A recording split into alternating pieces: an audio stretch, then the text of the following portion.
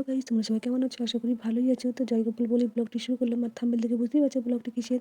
এই যে সকাল সকাল চলে আসি ঠাকুর ঘরে, কারণ দিনটি ছিল দোল পূর্ণিমা। দোল পূর্ণিমা মানেই হচ্ছে আমাদের ভগবান, কলির ভগবান চৈতন্য মহাপ্রভুর জন্মদিবস। তো জন্মদিবস তাই একটু ভাবছি পায়েস করবো।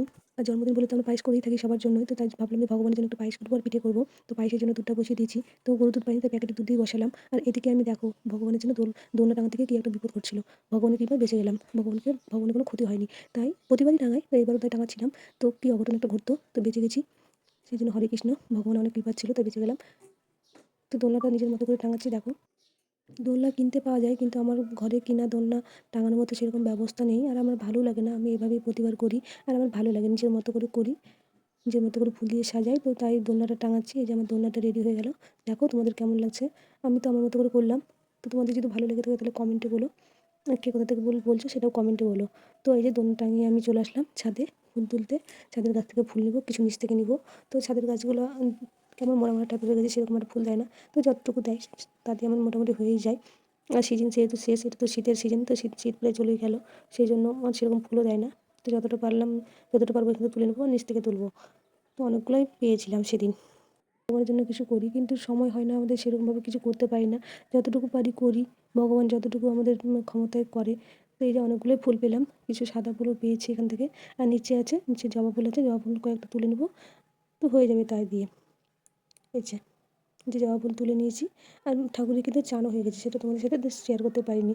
একাই যেহেতু ভিডিও করছি সেই জন্য শেয়ার করতে পারিনি। এই যে জবা ফুল অনেকগুলোই পেয়েছি।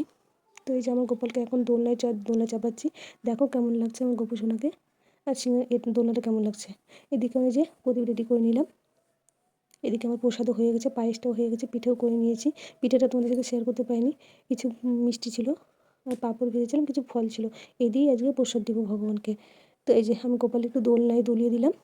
তো তোমরা সবাই একটা হরে কৃষ্ণ জয় গোপাল বলে দাও। রাধে রাধে। আর শ্রী চৈতন্য মহাপ্রভুর জন্মদিবস উপলক্ষে সবাইকে, চৈতন্য মহাপ্রভুকে একটু প্রণাম করো। যে গোপালকে এখন আবির দিচ্ছি। গোপাল যেহেতু দোলনা আছে সেজন্য গোপালকেই প্রথমে দিলাম। তারপর এক এক করে সব ঠাকুরকেই দিয়ে দিলাম, ভগবানকেও দিয়ে দিলাম। আর তোমরা দোল পূর্ণিমাটা কীভাবে এনজয় করো? আমি তো এভাবেই করি, এভাবেই করার চেষ্টা করি।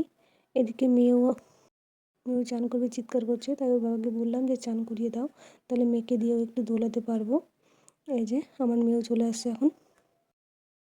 যে দেখো এবার আমার গোপু সোনাকে কত সুন্দর লাগছে আবির পরে। এদিকে আমার মেয়েও চলে আসছে গোপু সোনাকে দোলাতে।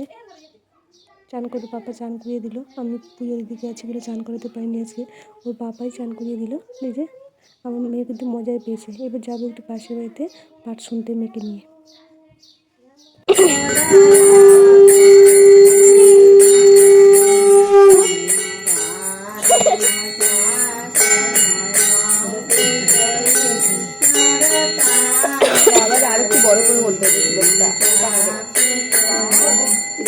পুজোতে প্রতিবারই এরকম করে পাঠ হয়, এরকম করে পূজা হয়।